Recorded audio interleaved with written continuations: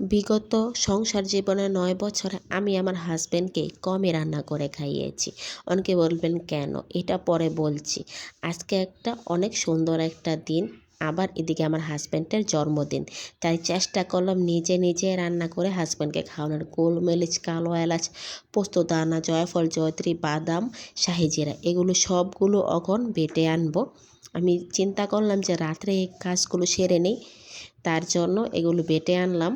যে বাটা হয়ে গেছে, এখন টক দই আর বেরেস্তা ব্লেন্ড করব। কারণ আমি বিরিয়ানি রান্না করব আমার হাজব্যান্ডের জন্য, এই ফার্স্ট দেখি কেমন হয়। এই যে টক দই দিয়ে নিচ্ছি। আর আমি রান্না করি না, কারণ আমার শাশুড়ি রান্না করতে দেয় না। আমি কুটে দেই, আমার শাশুড়ি রান্না করে, তার জন্য মাঝে মধ্যে আমি রান্না করি। কিন্তু আমাকে অনেক হেল্প করেছে, অনেক সহযোগিতা করেছে। আর এই যে সকাল হয়ে গেছে, এখানে দাঁড়া দিয়ে চিংড়ি মাছ রান্না করব। প্রথমে পেঁয়াজ দিয়ে দিলাম। আজকের সব রান্না বান্না আমি করছি, তার জন্য একটু ব্যতিক্রম হতে পারে, কিন্তু চেষ্টা করছি। এখানে হলুদ, মরিচ সব কিছু পরিমাণ মতন দিয়ে দিচ্ছি। কম তো, তার জন্য কম কম দিচ্ছি। মনে হচ্ছে যেমন জলাপাতি, কিন্তু না, ৩-৪ জন খেতে পারবে এমন ধরনের রান্নাই রান্না করছি। কিন্তু কেমন হবে বলতে পারি না। আমি অনেকবারই রান্না করেছি, কিন্তু এই ৯ বছরে অনেক কমই রান্না করেছি, কিন্তু আমার হাজব্যান্ড অনেক খুশি। আমার রান্না বান্না নিয়ে তার কোনো প্যারা নেই, কিন্তু আমার কষ্ট আমাকে সবসময় সারপ্রাইজ করে রাখে। কিন্তু সে কখনো আমি সারপ্রাইজ করব এর আগে সে জেনে যায়। যাই হোক, আজকে যে বিরিয়ানি রান্না করব একটু ইঙ্গিত পেয়েছিল, তারপর আমি কিছু বলিনি। এখন চিংড়ি মাছটা কষাচ্ছি দাঁড়া সাথে। এই যে কষানো হয়ে গেছে, এখন পানি দিয়ে দিব। এ আমি নিজ হাতে আজকে কুটেছি, রান্না করছি, এই জিনিসটা আমার তো খুব ভালো লাগছে। সংসার জীবনে ফার্স্টে ফার্স্টে মাথা যেমন ঘুরাতো, কিন্তু এখন সব গুছিয়ে নিয়েছি, রান্না করি বা না করি, কিন্তু এখন ভাল লাগে।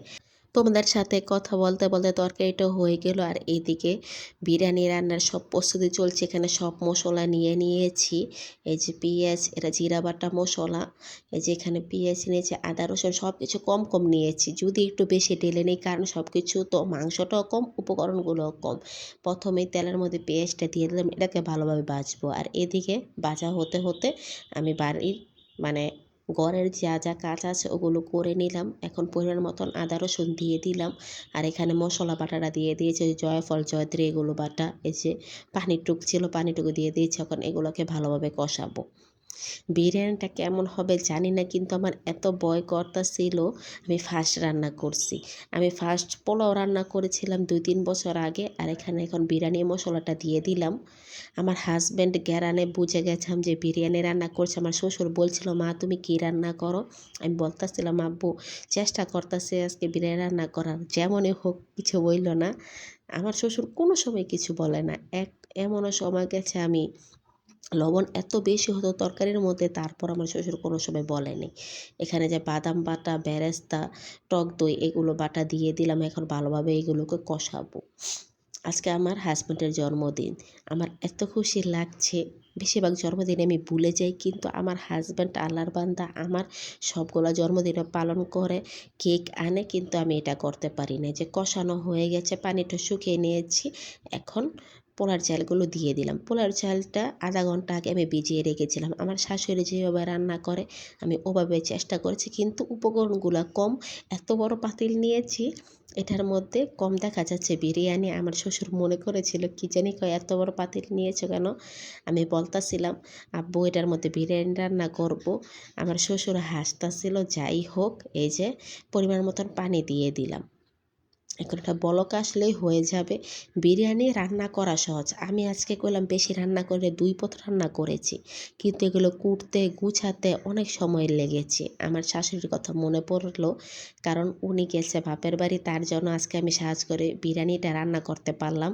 এই যে বিরিয়ানিটা দেখো পারফেক্ট আর ঝরঝরা হয়েছে। আমি ফোন দিয়েছিলাম তাকে, মানে কতটুকু পানি দিব। এই যে কারণ আমার হাজব্যান্ডকে দিচ্ছি, এসেছে। আমার এত ভয় করতেছিল, যখন বলছে না ভালো হয়েছে, আমার যেমন শান্তি লাগলো। কণ্ঠটা বাজে শোনাবে, কারণ আমার ঠান্ডা। সবাই খেয়ে পছন্দ করেছে। যাই হোক, আপনারা দেখেন, খান।